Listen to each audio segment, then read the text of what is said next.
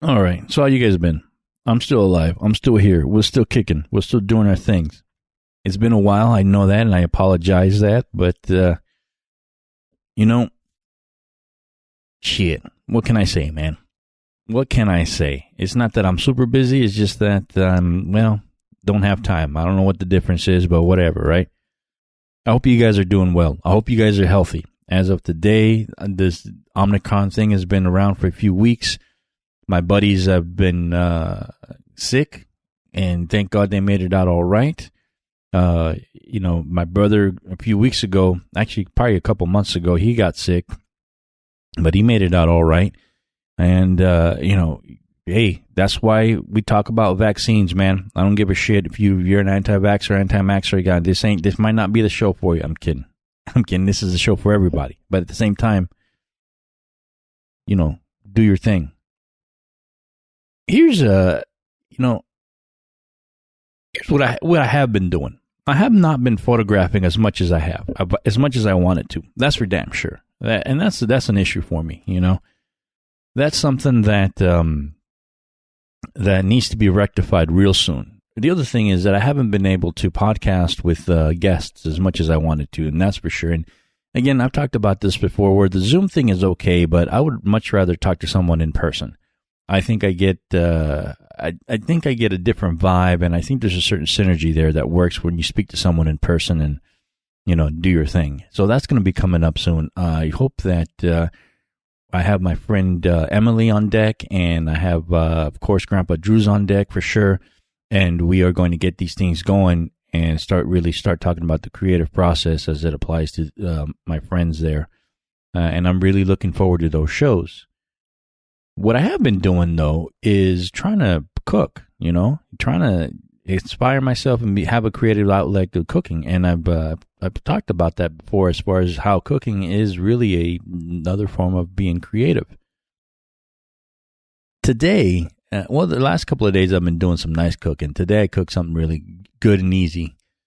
The thing that happened today's Tuesday, and there was a big storm today, all day, as my Google weather app predicted.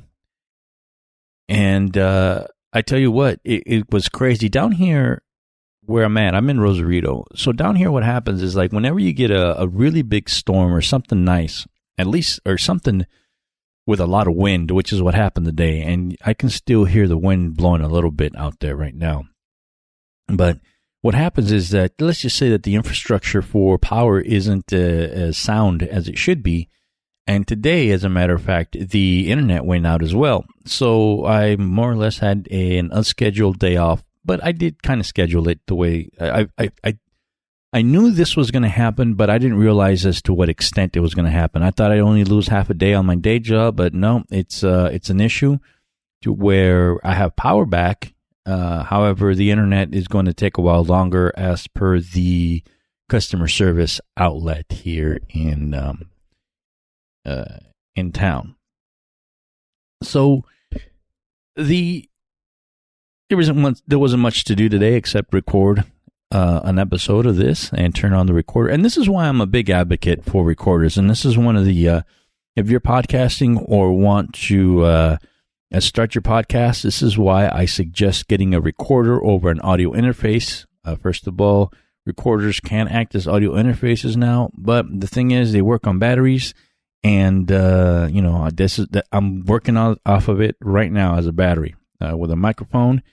And a lot of the recorders nowadays come with microphones, and I'm supplying it with the power, not just with batteries, but with a power pack. Not that you all need to know that, but just letting you know that in an emergency, I can still podcast whatever. I just need to edit it and upload it as soon as the internet comes on. So one of the things that I learned, or that I did these last couple of days, is, and I'm going to bore you for a little bit about, the creative process as far as making tamales, man. Because making tamales in and of itself is a huge process. And it's something that's not really talked about in social circles, if you will. It's a secret. It's a deep secret only discussed between grandmothers and mothers that have been doing this for generations. And the proper way of doing a tamale, if you will, is the ingredients, how much to use, this and the other. That's all a secret. It's all about feel and grab a bunch of this, do some of this. And it's, one of these things that's frustrating. And I had bought this huge size one of the things about making tamales is the cooking time is really long. So I bought a pressure cooker because I figured I can do tamales a lot faster in a pressure cooker. And I'm right, as it turns out. It's just that it's not talked about on YouTube. It's very difficult to see more than one or two channels on the YouTube that have recipes to cook on the Instapot tamales. And that's the other thing too, is like, it's such work. There's such a tremendous amount of work that goes into tamales that you have to make a lot of it in order to be worthwhile. It really is. I can't make half a dozen. You have to make as many as you can out of a bag so that it's worthwhile. It's just too much work. And man, today was finally, it took me 2 days to clean up everything. I've used so much shit, and a lot of it has to do because I'm an idiot, and this was only the second time that I did tamales, and it was, I was all over the place. I learned some things, and I did some things well, The first time I did tamales, it was terrible. I couldn't get it right. The thing was too dry. It wasn't the best sort of outcome. They were edible, don't get me wrong, but they were all right. Now, chocolate chip cookies are still my Achilles heel. I don't know. I've tried so many times, time and time again, to get a decent chocolate chip cookie out there, but man, I don't know, man. It could be my kryptonite out there. I just cannot seem to get a good chocolate chip cookie coming out of that fucking oven. Anyway, what I did was I made my tamales. I saw as many YouTube as I possibly can. Now, the thing is, when I guess you call them stuffing, what I put inside my tamales, that's good. I'm pretty good at that. This time it was with chicken, red chili chicken, if you will. And I tell you what, man, woo-wee, that was delicious. That in and of itself, I'm getting ready to eat some of that tomorrow for breakfast probably. But that came out really well. And then I decided to stuff some with cheese and jalapenos, which actually was not a bad idea. I just didn't like the cheese that I did. I ended up mixing the jalapenos up with a little bit of soy sauce, and that was actually a great idea. The cheese didn't melt the way that I wanted it to. It's probably because of the kind of cheese that I had, but we're going to, live and learn. But the thing about tamales is that there are so many ways to make tamales, from the traditional way to the Oaxacan way. I had tamales delivered here, which is, dude, tamales delivered? Come on, man. I don't know if I don't think there's rich people in Saudi Arabia that can get that shit done. You know what I'm saying? I'm living the life out here. I had tamales delivered, and they were great tamales. They were the style from Sinaloa style tamale. Really nice, really delicious. What's the word that I'm looking for? Moist, very delicious tamales. Great tamales delivered. Oh, I ate all of them. I thought I was going to put some in the freezer, but nope.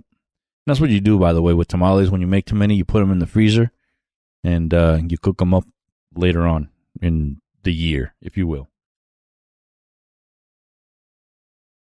So the thing about tamales is there are so many ways to get it done. And I know that in Veracruz, where my mom's from, they make tamales a certain way, and they make a sort of a derivative of a tamale. Well, derivative is the wrong word because it's not really, it's not a downgrade from a tamale, but it's let's just say an offshoot, a spin-off of a tamale called I just lost the word, tampeste or tampista. I'll fuck it up, but I'll remember in a second. But it is an offshoot of a tamale where it's normally 2 or 3 times the size of a normal tamale, the way that you would think, and it's wrapped in banana leaves. They're primarily always wrapped in banana leaves, and it's just a huge ass, big old, I guess, cake is personalized cake is more or less what it would seems like. And it's usually the biggest thing that they like doing it is using it with either goat or lamb. That's what they like to use. And so I'm not a big fan of that, but, it's still a delicatessen, if you will. But they also make tamales, normally just standard tamales, but they're in that part of the world, they're all wrapped in banana leaves. And turns out that my local grocery store sells banana leaves specifically for tamales. And I'm like, wow, okay. So I bought a bag. And by the way, I'm never cooking tamales in anything but banana leaves from now on. And they're very difficult to get, as I understand it, in the States, as far as the quantities needed to make a tamale. Here, they give you like a huge bag for like 50 cents. In order to make, you could probably make 3 dozen tamales out of the bag that they give you. It's impressive. I didn't realize how much they gave you, so I bought 2 bags. And yeah, I have way too many banana leaves that I know what to do with. I mean, I could probably go outside and build a doghouse if I wanted to. But it's just very interesting to see the diversity that comes around in tamales. The problem that I have with tamales, first off, is that there's a misconception, if you will. And it is a misconception that Christmas time is tamale time. And that's wrong. Tamale time is every time. You should eat tamales year round. You shouldn't have to wait to Christmas to make them. I don't know where these fucking people get this idea other than the joke. The joke is, why do Mexicans like tamales for Christmas? So that they have something to unwrap. It's a great joke. And I think that's where the thing comes from, because, first of all, these motherfuckers didn't know who Jesus was when they were making tamales. They were making tamales all the time. And certainly Christmas isn't the only time that you eat a tamale. Anyway.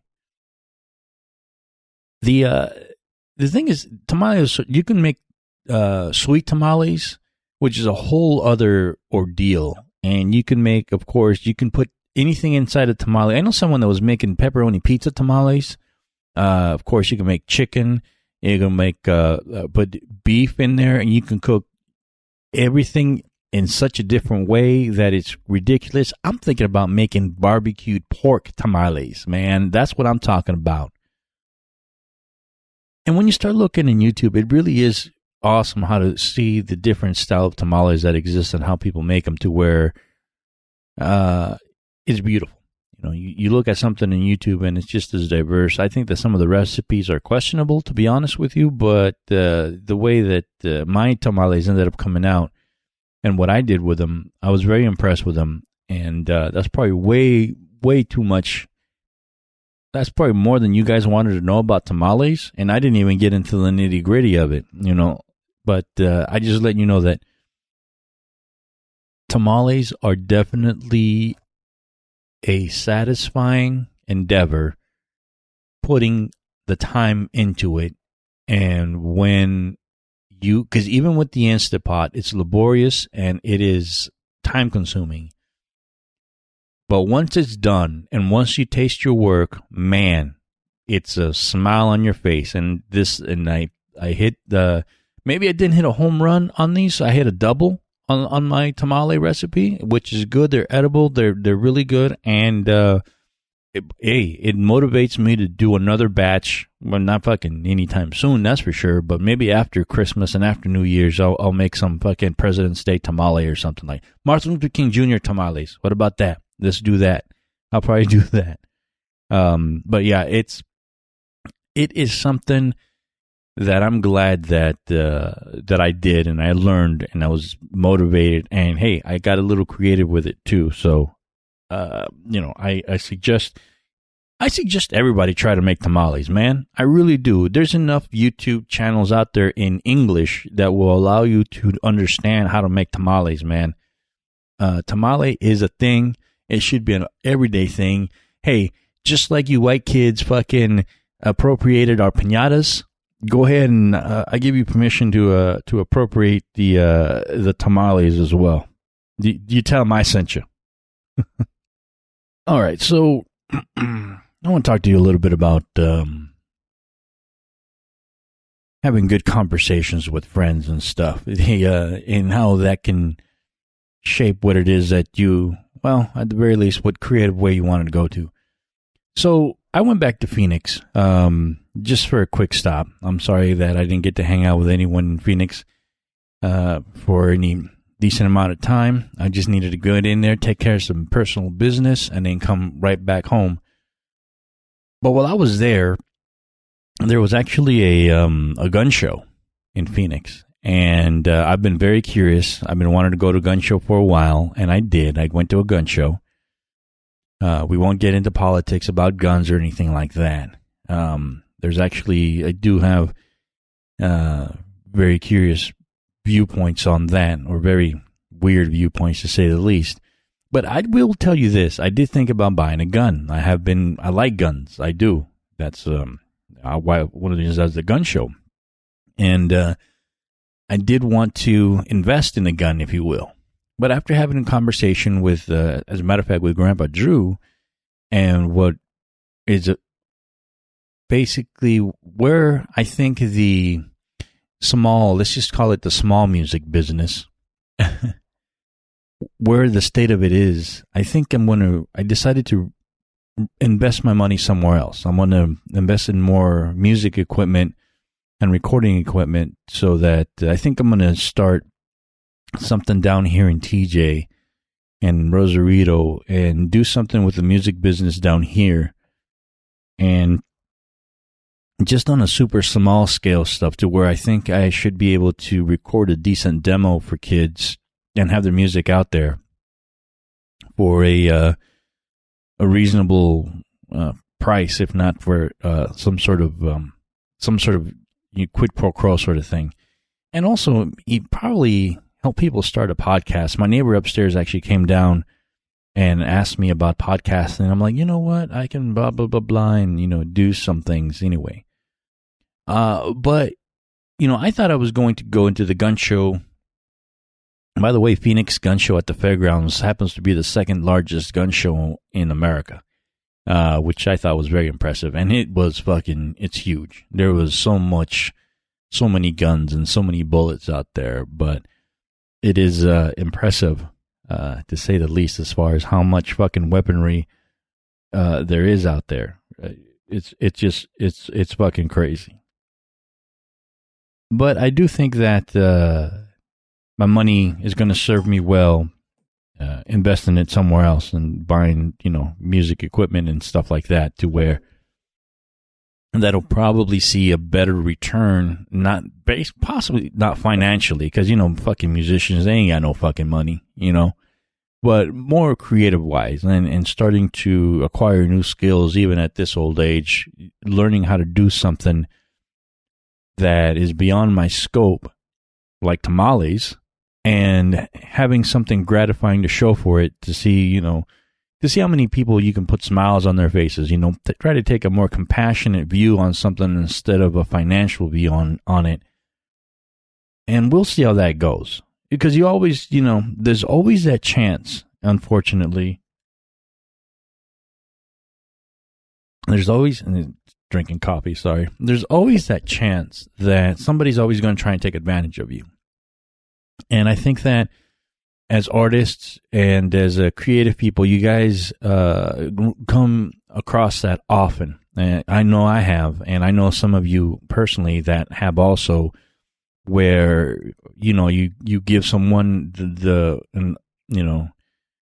a hand and they want to take the entire arm, sort of thing, and you're doing it for goodwill. And don't get me wrong, there's a lot of good people out there that are supporting the arts and supporting skills, but there's too many people out there that don't want to invest in good talent and good work, and you know what I'm talking about. So I've kind of had to, as far as taking this new approach and this new endeavor I'm thinking about doing, I'm thinking I'm going to have to take the finances out of it and just more be like someone that's doing people a favor and see what comes out of it, and maybe even approach a business model in a different way, to where if the finances aren't available up front, maybe they will be on down the line, something like that. I don't know. I have to figure that out. But for the beginning, it's very important to note that I don't see I just don't see it being a big, financial. I don't see a lot of financial gains coming out of it, So we'll see how that goes. There's the, it's still the trying to do something creative for the greater good and seeing what happens from there. And too many times you get in trouble trying to be kind to people, and like I said, there's always somebody that's trying to take advantage of you. And I guess we have to deal with that, especially in this day and age where, I don't know, man, it seems like you don't know what people are thinking. You're caught in a situation where you think you know how some people think in a certain way, and then it turns out that they surprise you by being somebody completely different and having a completely different ideology when the shit hits the fan. And I'm going to leave that ambiguous on purpose because I don't want to get into it, but I think hopefully you guys kind of know what I'm talking about. We'll just leave it there. Let's not get too political on this one. We'll save this, the politics, for another podcast, right? So the thing that I just did not too long ago is I actually went and I went to a bar, believe it or not. I went to a bar and saw Grandpa Do play a few weeks ago. And it was an experience. I hadn't been out to a bar in almost 2 years. And part of it has to do with this pandemic, and the year before that has to do with my health. I wasn't mobile. I wasn't moving around. I definitely wasn't going to bars or anything like that. But it was definitely the first time I've been into a bar in about 2 years. I'm thinking the last time I was at a bar, it was in Phoenix. I went to Charlie's and had a good time out there with a couple of friends after a podcast. Not going to mention any names, but it was fun. Anyway, that was the last time, and yeah, I think that was about 2 years ago, or pretty fucking close. So you guys know, man, I like going out to bars. I like going out. That's part of my thing, and it's, but going in there, I damn near forgot how to order myself a bourbon. And it's funny, because I did go in there a little anxious. Normally, I go into these places feeling a little anxious overall. It's just, part of the overall, just the way I am, when I walk into somewhere and, it's just weird. But I go in there and I'm feeling a little more anxious because, we're in a pandemic sort of thing. I walk in there wearing my mask, and, no one's wearing a mask in there. So I'm like, all right, cool, whatever. And I had a good time. That's, I wasn't sitting there next to anyone breathing on me. I wasn't fucking, I for the most part, I did my thing, and it was a great show, by the way. The opening band, God damn it, I forgot the name. I had somewhere around here, but my internet's down, so I don't know. I can't look anything up right now. The opening band was really cool, and Grandpa Drew had a great set.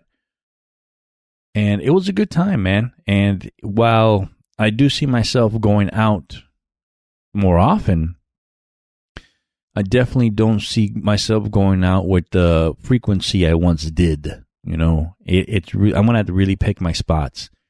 And I have to bounce some things off of people, see what's happening, and go from there. Unfortunately, I had a buddy who,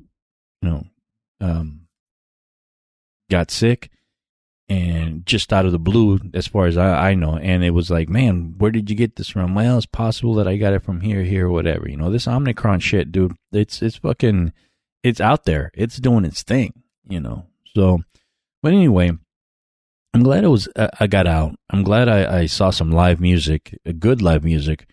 And it really just started to get me motivated as far as getting back onto this music and learning how to do more things, and just possibly going out more. The biggest thing that's changed in my life is I got one of them passes.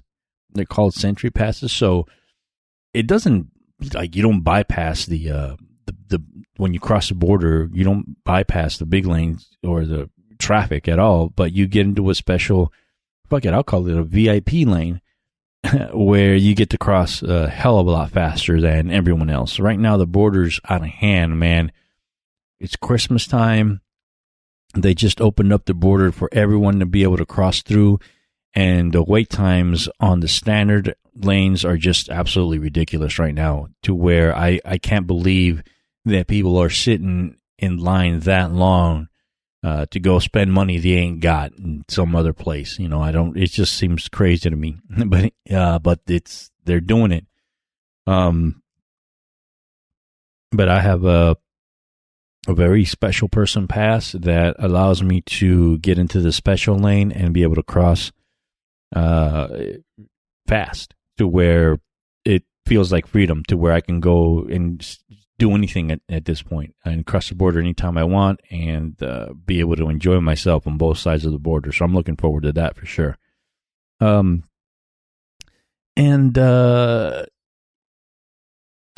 that's what I have to look forward to. I mean, it's just we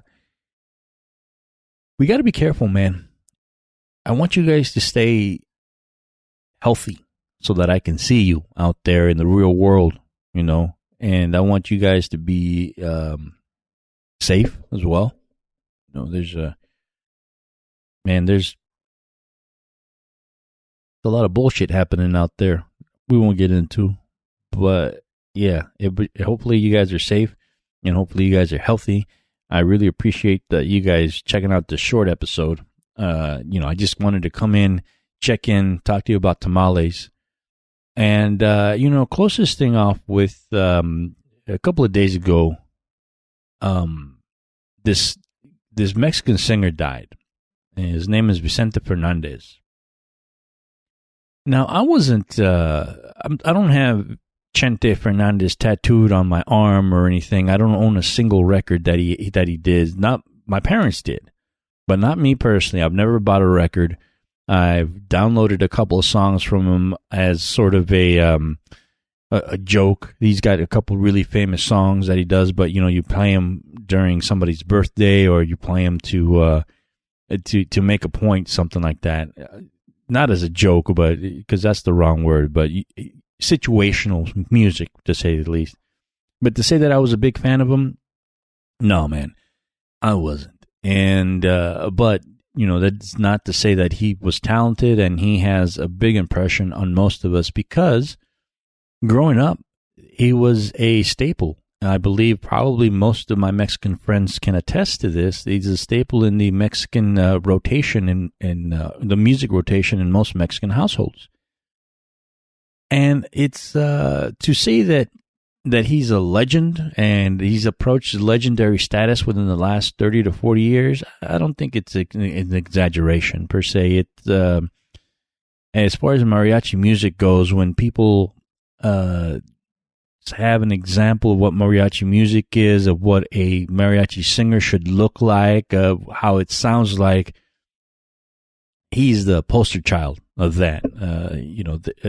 Certainly within the last 30 years or so, 30, 40 years. I mean, don't get me wrong, he's not the best in my opinion. You got the old croners from before, even fucking Pedro Infante, Javier Solis, Jorge Negrete. These cats, they were great singers as well, and actors, which, by the way, Vicente Fernandez was also an actor. One of my favorite movies, Mexican movies, is this really obscure movie he was in that it's very difficult to find, but it's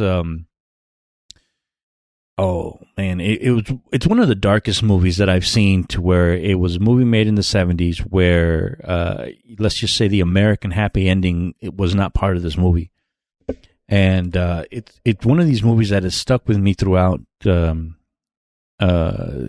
lifetime, because in a weird way, to me, it was one of the first movies that showed me that happy endings aren't always the case, and that it's very striking to me how the movie ended and what the movie was about, and people's perception of and the Mexican way of life, especially during that time. It had a lot to do with homosexuality, believe it or not, and rags to riches, or no, not rags to riches, but being poor in a certain part of town, and people's perception of homosexuality, and how at the end of the movie it was dealt with, and it's fucking tragic. Anyway, he's in this movie, and it's a great movie.